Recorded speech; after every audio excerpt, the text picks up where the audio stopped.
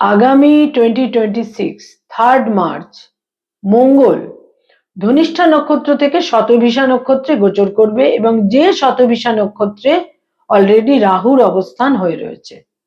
3 March থেকে 20মার্চ মঙ্গল এবং রাহু একই নক্ষত্রে অবস্থান করে থাকবে, অর্থাৎ কুম্ভ রাশির শতভিষা নক্ষত্রে।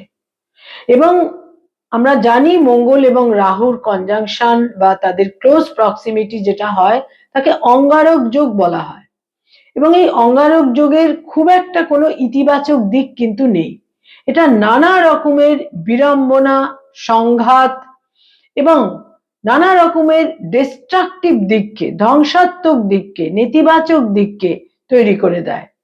এবং এই অঙ্গারক যোগ শতভিষা নক্ষত্রে 3 মার্চ থেকে 20মার্চ মঙ্গল এবং রাহু শতভিষা নক্ষত্রে একত্রিত হয়ে থাকবে। নিঃসন্দেহে এটা আমাদের 12টা রাশি লগ্নের জাতক জাতিকাকে নানা রকম ভাবে কিন্তু কিছু অসুবিধে এবং বিড়ম্বনা দেবে। বহু ক্ষেত্রে আমরা দেখতে পাবো অবাঞ্ছিত মৃত্যু, অ্যাক্সিডেন্ট, দুর্ঘটনা, সংঘাত, এবং যেটা আমরা আজকাল খুব প্রায়শই দেখে থাকি যে একটা আকস্মিকভাবে মার্ডার, খুন, রক্তপাত, দুর্ঘটনা, দৈব দুর্ঘটনা ইত্যাদির সম্ভাবনা কিন্তু থাকছেই। এছাড়া মঙ্গল তো ক্রোধের উদ্রেক করে। মঙ্গল রাহু যেখানে একত্রিত হবে সেখানে ক্রোধ, জিঘাংসা এবং বিভিন্ন ধরনের কনফ্লিক্ট কিন্তু তৈরি করে দেবে।